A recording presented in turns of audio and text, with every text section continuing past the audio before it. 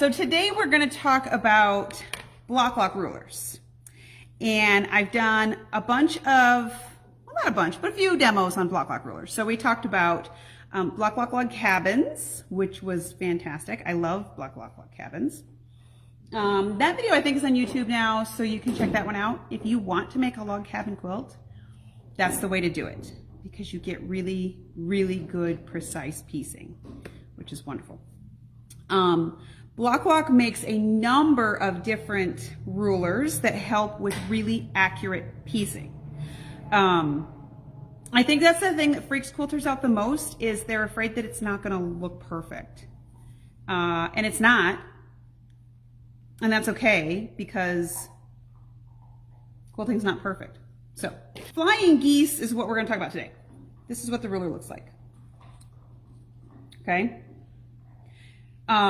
They make these in 4 different sizes, and I have all of the sizes, but we're going to talk about the tiniest one, because if you can make a perfect finished, so this one actually finishes like 1.5 by 1/2.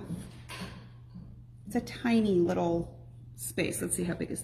Okay, so this one makes a 2" by 1" finished piece. So to give you that, give some, this one right here, this flying goose right here is slightly larger than that. So this is a tiny little element. And that's just this one piece of this quilt. So we're going to show how to make this, but just slightly smaller. Okay.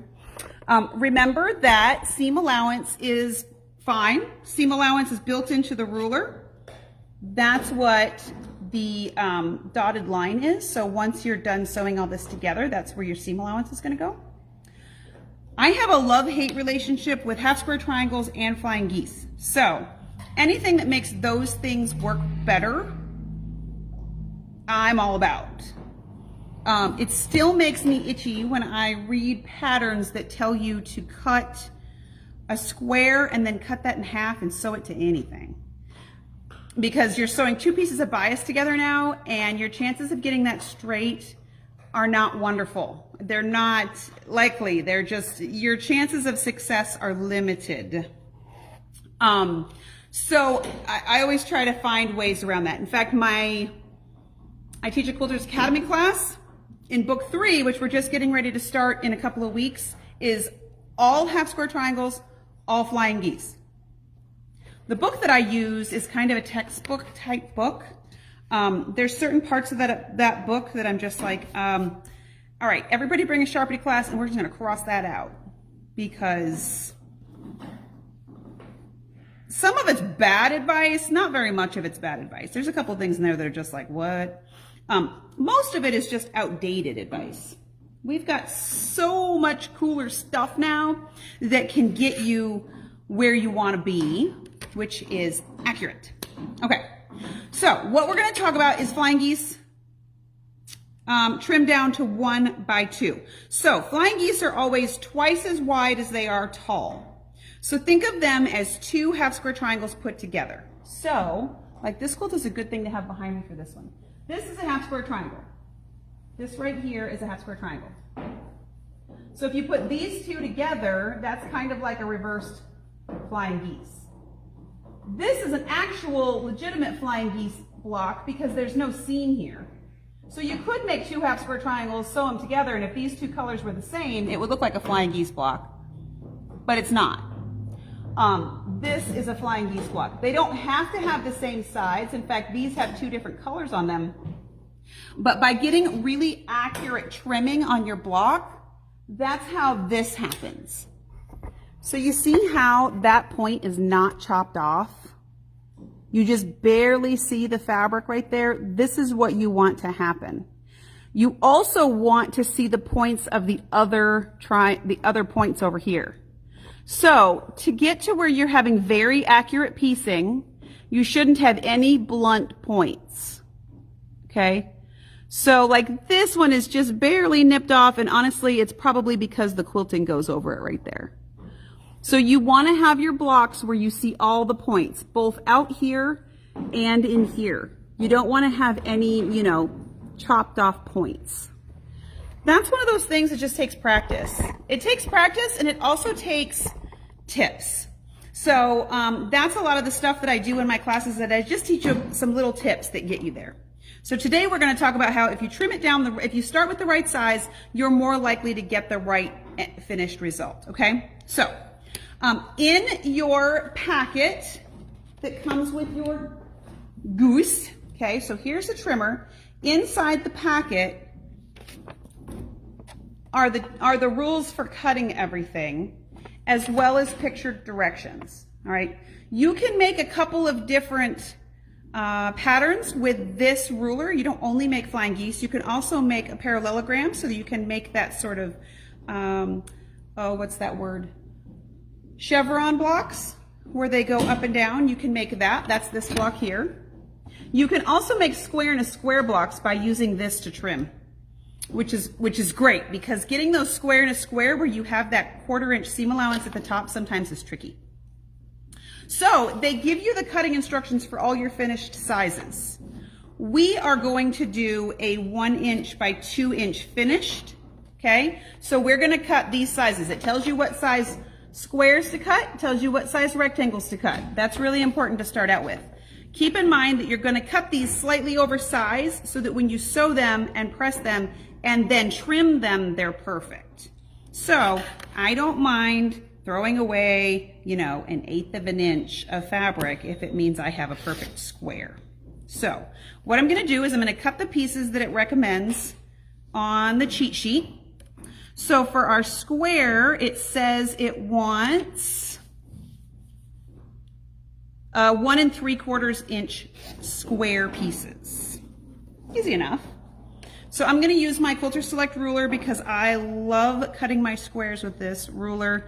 Everything comes out straight and accurate, and I don't really have to worry about it. So you are going to do some prep work before you use this ruler, but really all you're going to do is cut squares. All right, so we're going to cut 2 squares that are 1 3/4 of an inch. I also really like that Jana writes all her instructions where there's no 1/8 of anything. Everything is 1/4 inch, 1/2 inch, 1 inch, which is really nice because I don't want to cut tiny, tiny pieces, okay?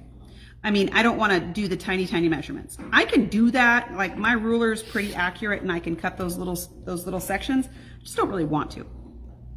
So my rectangle piece is going to be 2 3/4 by 1 3/4. Okay, so now what I have is a rectangle. All right, sorry, it was still folded.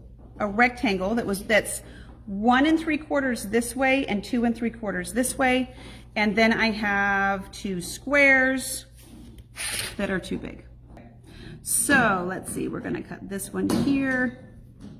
I cut it 1 1/2 instead of 1 3/4, and that's not going to work. All right, so what we have is this square and these squares. These squares are going to be too big, and that's okay. All right, we want it to look like it's too big for it. That is the way that it should be. Sometimes it's like, wait a minute, that's not going to work, but it will, I promise. Now, if you have a sewing machine with a laser line on it, you don't have to do this step. But if you don't, you can either take your pieces, your squares, and fold them in half to give you kind of a visual sewing line. You don't have to iron it. You can mark a line with it too. But I find that with these smaller ones, it's more accurate if you fold it in half and just kind of give yourself a sewing line. You can use you can finger press it, or you can use one of those roller tools, those seam rollers that I show you guys a lot. You can use that too. With these smaller blocks, I find that marking them with a pencil sometimes gets inaccurate because they wiggle as you mark them. My sewing machine has a laser line on it, so I will probably use that. But if yours doesn't, then don't worry.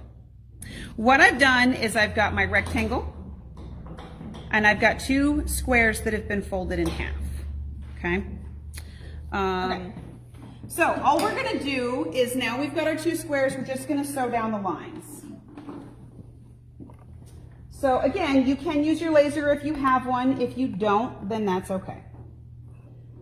I'm going to match up my triangle or my square on one side of my rectangle. Yes, it looks too big. That's okay. When you're doing these really small flying geese, they really look disproportionate. Don't freak out. It's okay. All right. So now we're just going to sew on this folded reference line that we made. Here's the other beauty of this flying or the Bloc Loc thing is if it's not perfect, you get to trim off the imperfection. Okay, so we've got one seam. I'm going to trim this away. I call this goose poop because you chunk it. Then we're going to press this out. So you just press it toward the triangle. No big deal. Then you're going to bring your other one, your other square that's got its line drawn on it. We're going to line it up to the other corner and sew along that second line. So this part, not that unusual of how we usually would make a flying geese block. Trim off your goose poop. You can do this with a ruler if you want to, but I usually just eyeball it and trim it. You have to press this open before you sew this one on. Don't try to sew them both. It will not end well. Trust me. All right, so I'm just going to press this one, and that's the extent of our sew. Okay? So now here's what's happened. I've done everything that the directions tell you to do every time you make a flying geese block, right? How square does this look to everybody else? Let me put this on something white so you can see it. How square does that look? See how wonky that is? This kind of goes down, this kind of gets weird, these little dog ears stick out over here, and this is doing it the right way. There's nothing in those steps that wasn't exactly how all the directions to make flying geese are. It's exactly the way I would teach you to make one, honestly, because this is, I mean, you can get there from here because you do have a big enough space. But if you now take this slightly oversized flying geese block and take this ruler, and they call it a Bloc Loc because you put it on your block and then you lock it in. So see how that groove right there locks into my piece? That groove is lined up with this fold. That's why you have to press it out toward the pieces that you added. I'm just going to take my ruler or my rotary cutter, and I'm going to trim off this extra stuff.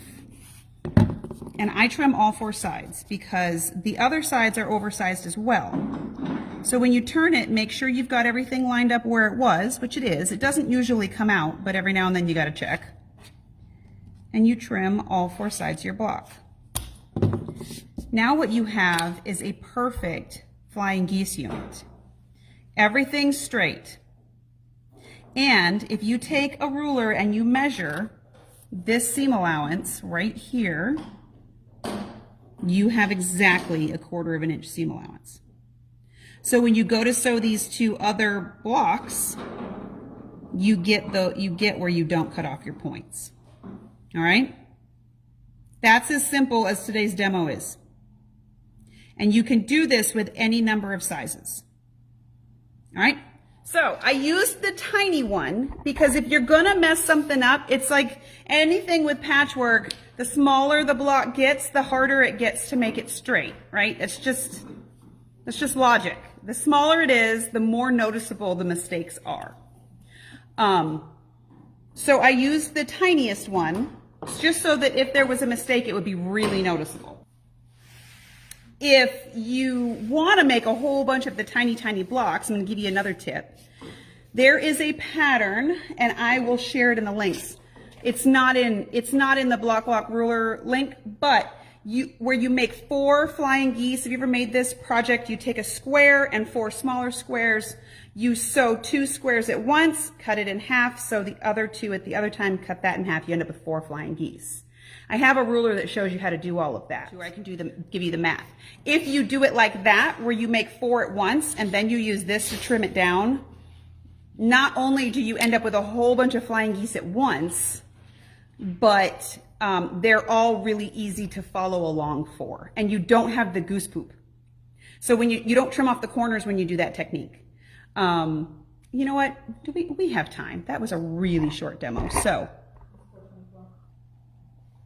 if you guys want to stick around, I'm going to show you how to make 4 flying geese all at once. Okay. All right. We're going to do this on paper instead because I don't have the math. I probably should have thought about this ahead of time, but I was trying to demo this. You know what? I'll just give you I have a graphic. I can give you the math for that. Basically, you cut twice the size of the square, and then you use 4 slightly smaller squares. You pin them to either side. You draw a line down the middle using like a 1/4 inch seam guide, and then you sew either side of it and cut it in half. I like that technique because you don't end up with the extra wasted fabric and you get 4 at once. It does, yeah. Marietta, you can do any size you want. It's comparable to whatever size you want it to end up being. The ruler that has all the math in it that I did the demo on last time is by Creative Grids. It's called the Ultimate Flying Geese Ruler. And I like that one for the math. I like this one for the trimming. So that's why I carry multiple different tools to get to the same place, because sometimes I like one thing about this and another thing about that. So what I do with the Ultimate Flying Geese Ruler is I do everything like it says, but I add a 1/4 inch to everything. So if it says 2.5 inches for your square, I cut it 2 3/4 or 3, because since you're going to trim it down with this anyway, you want it just a little bit bigger. But that ruler gives you the math for the bigger squares. I still prefer to do this because even when you're cutting them down, you still need to trim them, and I really like the locking. So the locking to these is what really makes it fun and very accurate. You can also use this ruler if you're doing a square and a square. So if you're not sure what a square and a square is, it looks like this element right here. So basically what you do is you do a square and a square the same way, where you you have a square and then you sew a square onto a corner with a diagonal line, and then you flip it open and you trim off the poop. This, you do the same thing, only you use your Bloc Loc to lock into the corner and then you trim off the sides. So you end up with a really square and a square because all your bias is contained in the middle. Rulers. And if you have questions about how these rulers work, I'm happy to answer anything because we have used these rulers for all kinds of things. Just about every pattern that we do, a block of a month or anything like that, I use either the half square triangle trimmer ruler from Bloc Loc, or I use the half square triangle ruler. That's what I just said. Half square triangle or the flying geese one. They also came out with, not very long ago, a rectangle trimming tool. So it trims longer rectangles just like this does. And all of those are on our website. I carry almost all of their products because I love them. So these are all the cutting sheets here. Here's your pictured instructions. And then you have extra math. She gives you bonus math for doing square and square. Yeah, so the, what was I saying? Oh, they come in these 4 sizes, but these 4 sizes will cut all of these finished sizes, depending on where you want to be. So this will make 1, 2, 3, 4, 5, 6, 7, 8, 9, 10, 18 different sizes of flying geese. The most common size of flying geese is the 2x4. This is what I see most of the time. I really like modern quilts with these giant flying geese in them because they give you a lot of opportunity for free motion quilting, because depending on how you layer them together, you have usually these big open spaces, which is really nice. So the way that they have packaged these is they come either a 4x8, a 3x6, a 2x4, or I couldn't find my flying geese, so I opened this one. This is a 1x2. Or you can get them in a bundle with all of them. They also made a bundle that's just the 2 small ones. So this is the 1x2 and the 2x4. So if you usually do smaller quilts, this is a really good place to start with them. Let's see. And then I just grabbed, on my way upstairs, I grabbed a couple of options for an example for a pattern. This is a new book I've had for a couple of months. I love this book. It is literally a book full of quilts made with flying geese. And they are adorable. Especially, I think my favorite one, this one, where is it? This one's really great because it's a good scrappy quilt. But this one comes out looking like arrows, which is really neat, if I can get there. So that's got some cool arrows in it. Now, this book does give you all the math on the cutting the 4 all at once. Let's see, where's that math? It's in here somewhere, I just don't remember what page. But she gives you the math on various different sizes of cutting the 4 blocks at once, and here is a demo on how to do that. But she uses various different sizes of flying geese all in one quilt on this one. This one is amazing. So, you know, sometimes we think of flying geese and we think that they're kind of, you know, more traditional stuff. But yeah, no, this one is much more modern, and I love how a lot of the patterns in here just kind of work with fat quarter bundles. So if you have a fat quarter bundle laying around that you're not sure what to do with, this is a really great book to get you there. Okay. And then there's a lot of really good use of negative color or negative space in this one. This is another example. This was our block of the month last year or the year before. Not last year, it was 2019. This was our 2019 block of the month here at the store. We used the Bloc Loc rulers through this entire quilt. The flying geese, the square and a square, the half square triangle trimmers, we used all of that stuff in just about every single one of these blocks. This pattern is beautiful, and we made it all with these gelato ombre fabrics. So if you're looking for this is a somewhat challenging quilt. The hardest part about this quilt was making these setting blocks. And we used the Kite in a Square by Bloc Loc to make these elements. And those blocks even went together really easily. So this is a really fun block of the month if you're looking for a challenge. So that's all I wanted to show you guys today. I just wanted to show you that flying geese don't have to be scary, and you can make them and make them really straight and accurate. And starting out with a really accurate piece is the best way to get to really accurate piecing. Yeah, that's what I have. So next week, I don't remember what we're doing next week, but hopefully we'll see you then too. So we'll see you Wednesday. Bye.